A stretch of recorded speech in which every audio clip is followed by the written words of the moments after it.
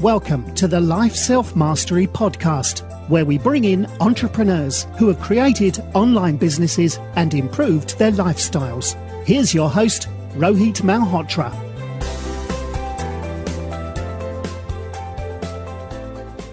Hi everyone, I'm Rohit from lifeselfmastery.com, and today we have Erin and Leif Frey, who are founders of Frey, a modern clothing care line, and have taken on mega brands of the laundry care industry and created products made with a unique high quality formulation.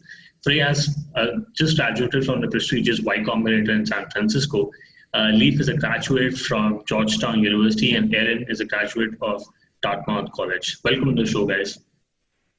Great. Thanks for having us. It's wonderful to be on board. Sure. So, please share your journey on, what got you interested into solving such sort of a problem, and why, and how did you get into Y Combinator? Sure. So it's a bit of a lengthy story. I think that some entrepreneurs probably start out with knowing that this is going to be their career move. We were a little bit different. We started as a college side project out of just a very narrow need, it seemed. We started as a men's laundry detergent brand. Now we're selling to both genders, about 50-50. But we're buying these men's shampoos and men's face products and men's grooming products and using the same laundry detergent that our mother had been using. And not that there was anything wrong about that at all, but it just kind of struck a chord. We're like, hey, this seems to be a pretty outdated industry. So we honestly launched out of a Georgetown townhouse, just making detergent in our basement, and again, out of basically a side project. Yeah, and we basically just wanted something that was a little bit more tailored to our liking, because it seemed like all of the products on the market were using very similar scents and very similar formulations, and we wanted something a little bit different. We thought that a lot of it was outdated. So we this ran into a Kickstarter. The Kickstarter went through. The results of the Kickstarter ended up getting picked up by Good Morning America. And all of this was, again, basically off of a, quite frankly, not the best product. I was working full time. Erin was still in school. And yet people were still buying the product with very limited marketing. And more importantly, they were rebuying it.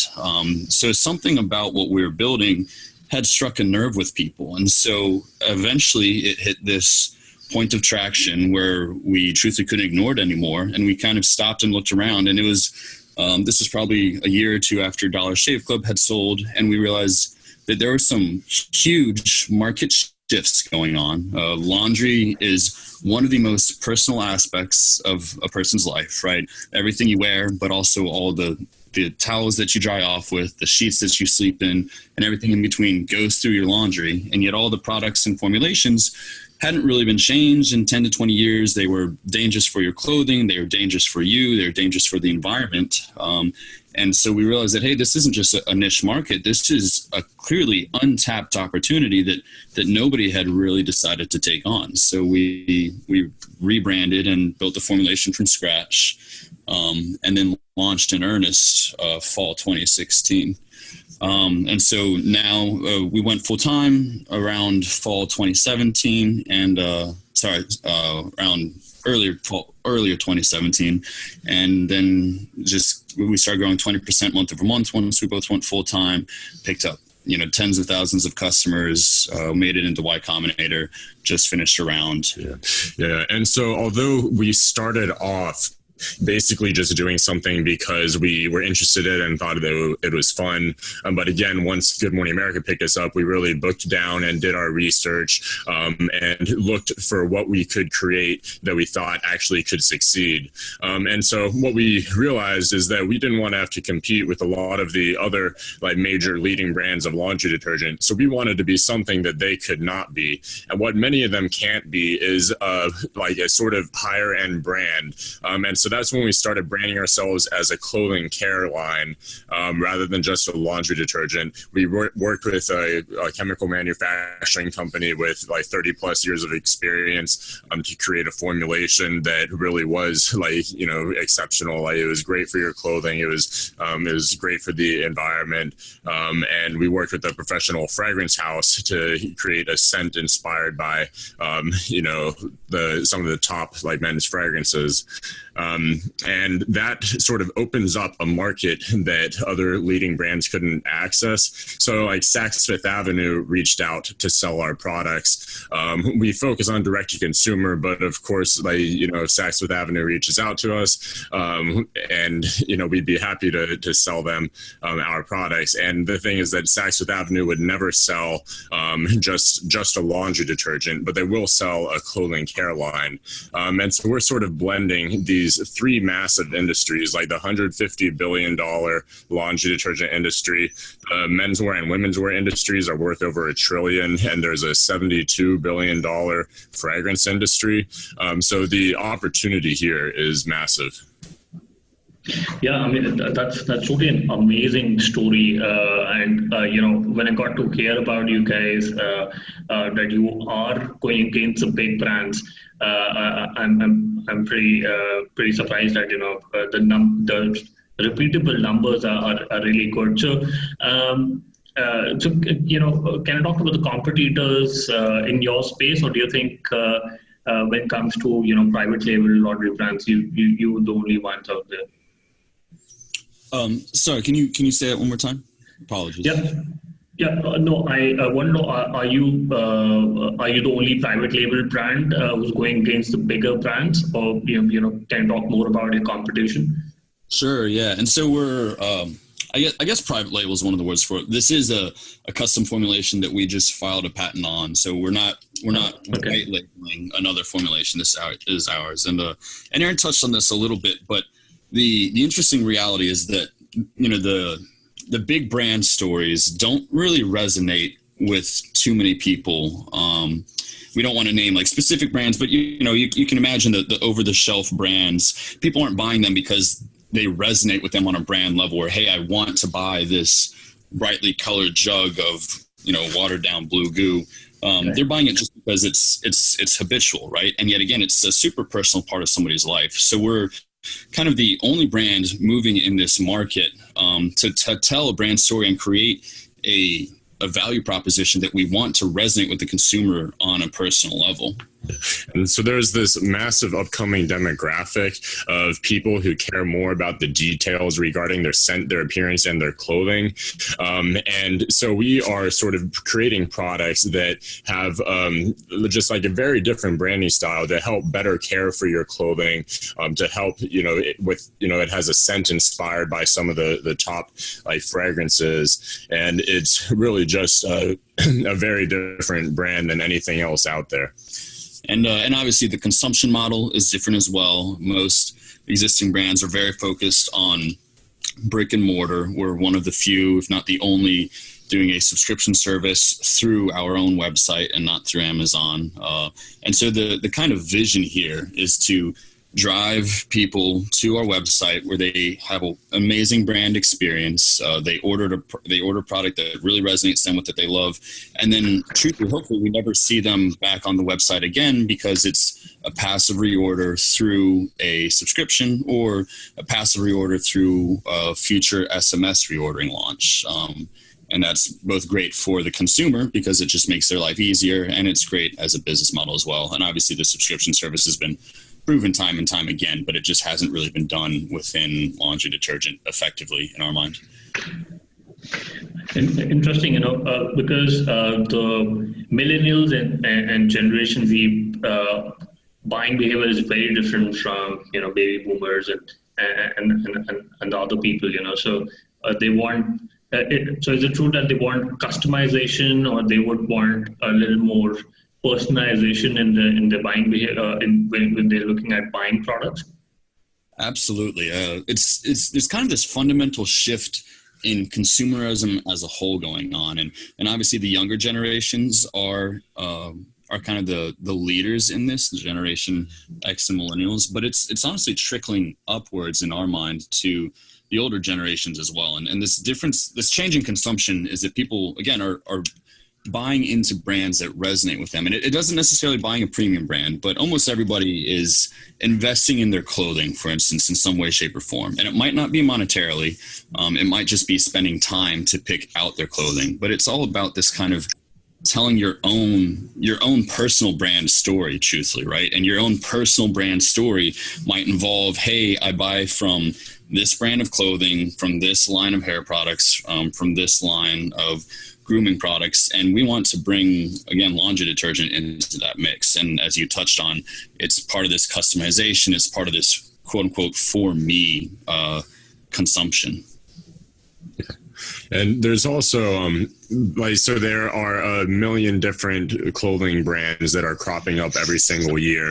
So the competition there is like really intense. But we like to think about things like the analogy we like to make is in the California gold rush, the people that got rich were not necessarily the miners. It was the people that sold jeans to the miners. And that's where Levi's came from. So in a day and age where the clothing industries are all absolutely booming, we are producing products to help better care for that clothing.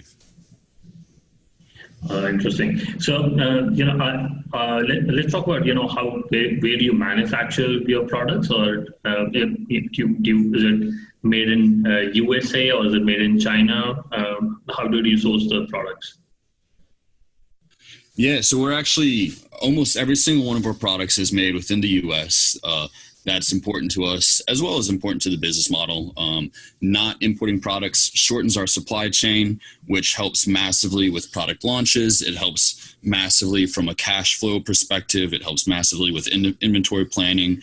And again, it's also part of this idea that we've been super fortunate. We want to give back. A huge aspect of our brand is philanthropy and giving back to the environment. And honestly, part of that is not outsourcing our formulations overseas. Another aspect of this is, again, we did mention that this is our formulation. We filed a patent for it. And truthfully, sometimes when you work with overseas vendors, you're not 100% sure what you're getting. One of our first interactions with an overseas supplier way back in the day was asking for, hey, we're looking for an eco-friendly detergent. Can you help us produce that?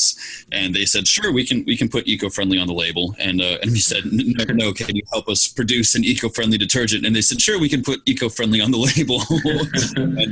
and so that kind of turned us off, at least until you have the buying power to truly make sure what you're purchasing is what you're trying to build. But it was just for 10 different perspectives, it was easier to do within the U.S. And also quality is definitely extremely important to us and our brand. And one of our first experiences back when we were just starting off, just doing our Kickstarter, the Kickstarter raised enough for us to make our first purchase order. For that, the bottles themselves, like the plastic bottles, they were from China, and we had about 5,000 of them. And every single one had a pinprick hole in the top, which of course we didn't realize until after we had actually received them. And so we had to go through and hand glue and hand glue all 5,000 bottles so that they wouldn't leak when we shipped them out. And that definitely sort of turned us off from working with companies that we couldn't really interact closely with and that we didn't trust. Right. So, with what happened with Dollar Shave Club was they really knew how to market the products, and they had some really funny YouTube videos. So I wonder how did you market your products? How did that viral marketing come into picture, and how do you get those tens of thousands of customers on board? Yeah. So we wanted to do something that was a little bit different than Dollar Shave Club. Like Dollar Shave Club is a fantastic company, but we wanted to create something that was, again, something that a leading brand of detergent could not be. And so we really sort of focused on this sort of subscription service that. And so basically, so part of our marketing kind of outside of the Facebook grew organically. So Dollar Shave Club did this amazing video that was shared everywhere. And most of our marketing has been word of mouth, which is obviously kind of the golden goose if you can get it right. And so around 7 to 8 months ago, our customers organically started writing some of the funniest customer reviews that we'd ever read. And this was in sharing them. And these were things like, Frey solved my insomnia. I can't leave my bed because my sheets smell so good. Or Frey smells like a nomad wizard lumberjack rescued me from an enchanted forest. I'll never use another detergent again. And these are just like, when we first saw these, we were like, this is absolutely amazing. I can't believe people are writing these. And so, of course, to try to help fan the fire for this, we then started hosting a competition every month for who could write the funniest customer reviews. And so what this grew into was now we have hundreds, approaching thousands of customer reviews a month, with people just writing some of the most creative things you'll ever read and sharing them. And it creates this amazing cycle where, one, it's organic word of mouth, and two, we can then cycle these back into our Facebook ads and our other forms of digital marketing. And it's some of the best social proof you'll ever see. And again, it just is like this core group of kind of fanatical customers. And at the end of the day, we're having people talking about laundry detergent, which was one of the coolest signs that we've ever seen. It was just like, hey, this isn't a chore that normally people talk about. We had somebody literally write us a limerick the other day and send us that in an email. We have people sharing pictures of their dogs. A customer wrote us saying that her husband, these people had been married for 30 plus years, and saying that her husband used to walk the dog for them because the dog was a chick magnet, and now he won't walk the dog because the laundry detergent is a chick magnet. And them being funny, they're 6 years old, but it was just like really kind of heartwarming to see, and all from laundry detergent, which again to us was an even bigger proof. Interesting. I've seen a lot of physical products use Facebook and Instagram ads, once it slows down, then they look at podcast ads, or they look at retail and spas and other avenues to grow the market. So have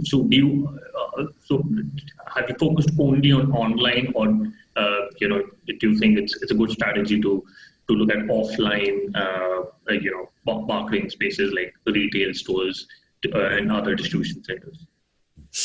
So we definitely want to start off by focusing on direct-to-consumer online sales for a couple reasons. One is that a lot fewer people are actually going to these retail stores, these physical retail stores to purchase products. A lot of them would prefer to just purchase their products online, have it delivered straight to them, whenever they want.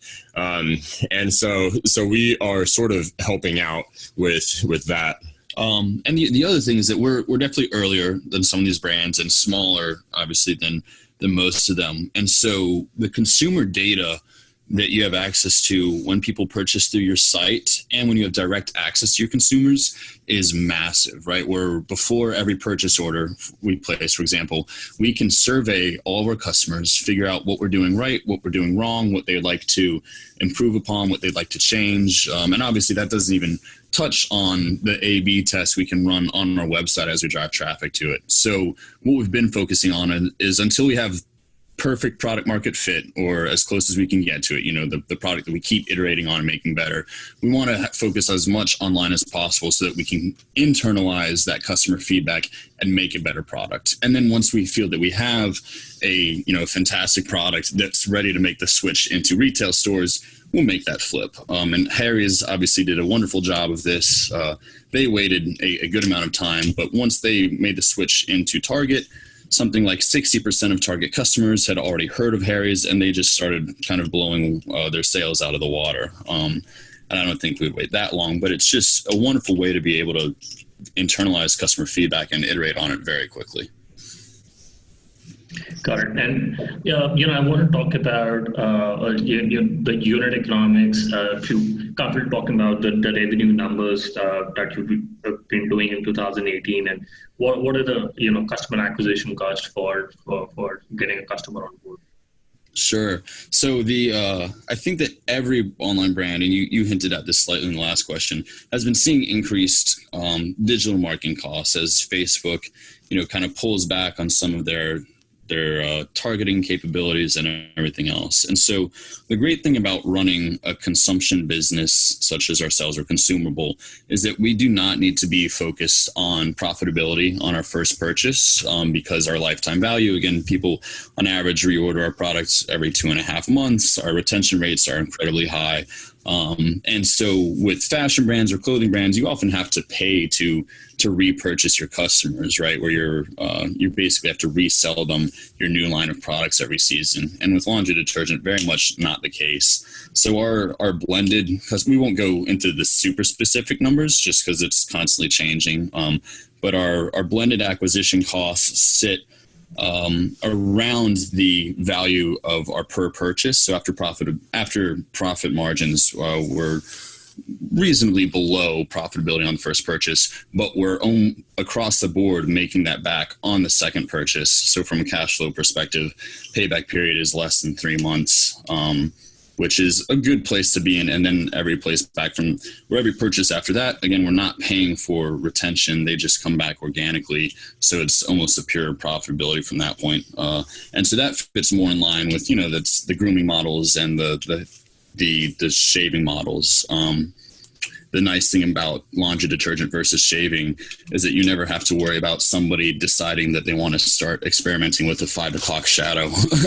Everybody has to do laundry one way or the other. And I think that it's funny to read research papers about how this trending up in beards and 5 o'clock shadows is hurting companies that sell shaving equipment and vice versa. And obviously at the end of the day, everybody has to do laundry. Nobody's going to start experimenting with doing laundry less frequently because that's in trend. Got it. And, what I see from the website is the classic package is the customer's favorite, where you have, detergent and sheets. I want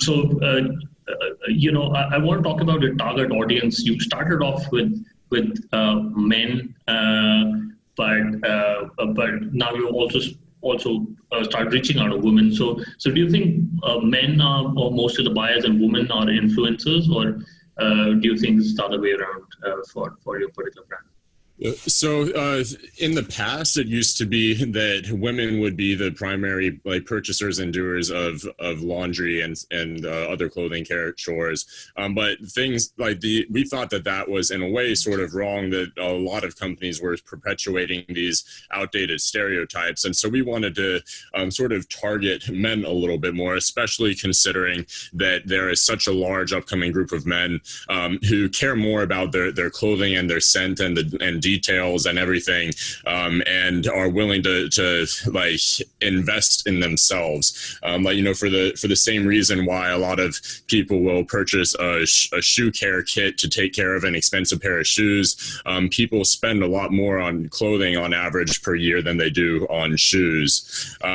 However, we did have we have a number of value propositions, and we had a lot of women reaching out to us saying that they loved our formulation, they loved our scent, they loved our philanthropy, they loved our mission, they loved that we delivered straight to them. So at that point in time, about 20% of our customers were women, even though we were branded towards men. But we had so many reaching out to us that we lost any explicit for men aspect of the brand. And just by doing that, about almost 50% of our customers are now women, and we are going to be launching more lines of scents and products that are going to appeal to a larger sect of people. Yeah, and so just to clarify one of Erin's points, one of our original purposes were to help break down these kind of gender stereotypes. We felt it was pretty sexist that the current industry seemed to be pushing that only women should be doing laundry, right? Like we're both self-labeled feminists. And so we were just like, hey, like guys, we should all be doing this chore. The trend was already in that direction. You know, there was a 30% increase in the number of men doing laundry just in the last 4 years. And that's the way it should be, right? This should be a chore that everybody does no matter what your stage of life. And then as Erin said, we realized that, hey, like this was a product that was already appealing to everybody. We got rid of the explicit for men aspect, and all of a sudden the demographics almost evened out. And so the path forward will be creating more products that are just gender inclusive. Yeah, totally makes sense. I want to talk about, how did you get into YCombinator, and, why did you, look at YCombinator as an option and not look at, raise, say $1 million on some of these equity crowdfunding platforms, or take funding from VC. Sure. Why Combinator? YCombinator was truthfully an internal debate for us. We weren't 100% sold on it, but doing it was one of the best decisions we've ever made. And it's for us, YCombinator was way more than just about the funding, right? We were fairly confident we could get the funding with or without it. Obviously, with the YCombinator name, raising money is significantly easier, and you can do it at a much higher valuation. But that's all very hard, like hard facts. Just you can get an amazing valuation coming out of YCombinator. But what was more important to us is that around, again, 9 months ago, we decided, like, hey, we think this can be, with hope that this can be a $1 billion brand, and we're going to need a lot of expertise and an amazing network to do that. And we've worked hard to build our own network outside of this, but YCombinator is just quite literally one of the most well-connected organizations in the entire world, especially for what we're trying to accomplish. And so for funding or the valuation, but getting access to some of the people in the world. And it's a constantly growing network, everything from other companies and brands within our class, just again, some of the most incredible people, to, the CEO of YCombinator, who's one of our closer mentors now. And obviously they can put us in touch with just about anybody that we want to get in touch with. We're fortunate enough to be speaking with the CEO of Harry's next week, for example. And we've spoken to the CEOs of some of our other favorite inspiration brands. And so that was really, really big for us. And also just being in the program was pretty inspiring, because every single week we would have these dinner meetings where some really successful people would come and speak to us, and it was just fantastic to see how real they seemed. Where they might be worth over $1 billion, but they'll be up there on stage in jeans and a t-shirt, joking around, being charismatic, talking about their story, and it sort of makes you realize that this is not something that is unattainable.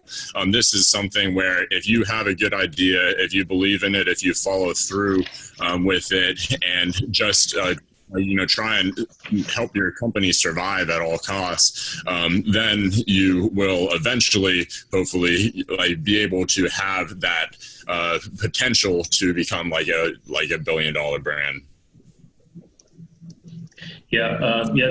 So my next question was, what's the strategy going forward? You want to keep going at it, keep adding more products, get into different categories, and have a big payday. That's what's the goal for Frey Brothers. Yeah, that's exactly it. So the next big move, like Erin talked about, will be not that we're for men at this point, we're for everybody at this point, but we'll be launching more products that just appeal to far more different demographics. We'll start focusing on shipping internationally. We do so currently, but we've had just a lot of interest from, honestly, so some of our investors are based internationally and want to bring the product overseas. We'll focus on laundry detergent and clothing care for the immediate future, and just kind of use that hedgehog concept from Good to Great. It's one of our favorite books as well. but just really focusing on what we can do right. And then we'll begin to branch out. But right now we basically have an e-commerce system where we put in X and we get out Y with a return. And we're just going to leverage the funding and the mentors and the connections that we've pulled from YC to really start growing this. Got it. So let's quickly do the top three. What's your favorite business book? One of my favorite books is called The Power of Habit. It's a book that basically, as you could imagine, talks about habits and what goes behind the creation and reformation of those. So it's particularly interesting to me because it talks about how a habit is a neurological pattern and so I majored in neuroscience, and so I know a lot about how by thinking a certain way, it can reinforce those connections and cause it so that you will think that way more in the future. And so there is an aspect of just it may be hard at first to do something, but at the same time, if you keep on doing it, then it'll get easier and easier and more natural until eventually it becomes just part of life. And so I found that was really interesting because there was a time when my habits could have been better, and by looking at this book and by looking at where I wanted to be, I was able to instill habits that were pushing me further towards getting to where I wanted to be. Yeah, and then one of mine was Think and Grow Rich, a pretty obviously super well quoted one, super well known, but in a very similar vein of thinking as to what Erin mentioned, where it was much less about the growing rich aspect of this. He defines growing rich as there's, a million different ways you can define richness, whether it's rich in family or friends or relationships or anything else in your life. But it's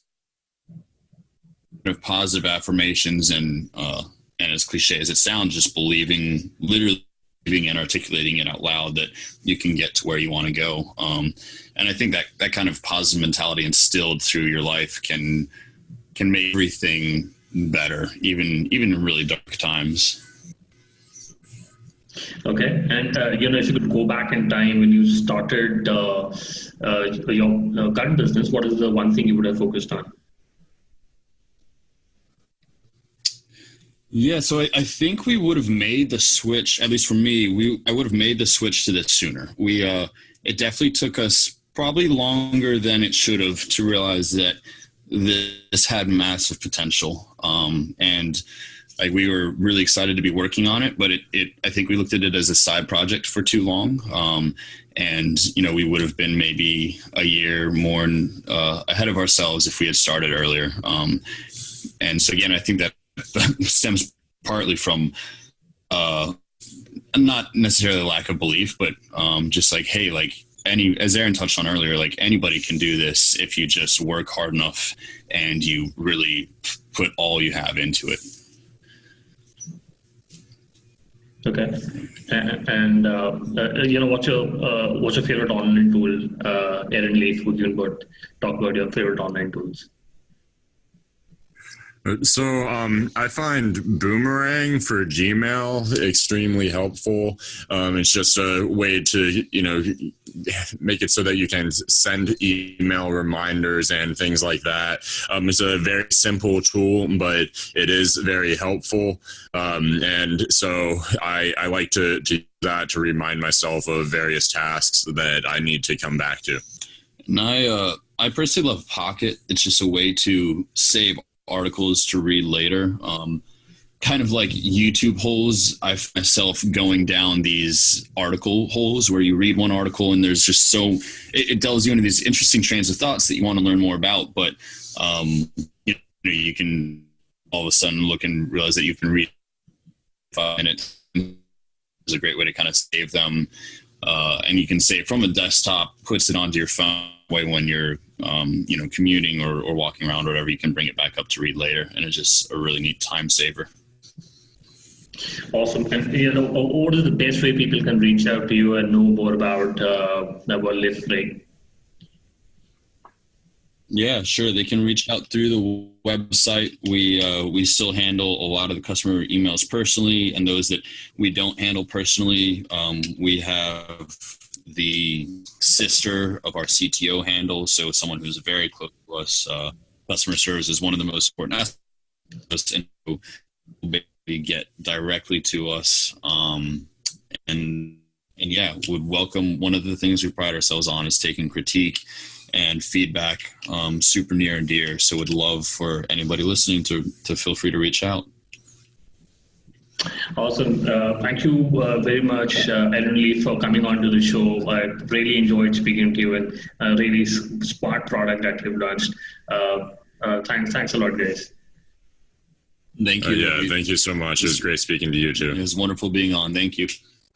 Thanks for listening to the Life Self-Mastery podcast, where we teach you how to start and grow your online business. For more information, visit Rohit's blog at www.lifeselfmastery.com.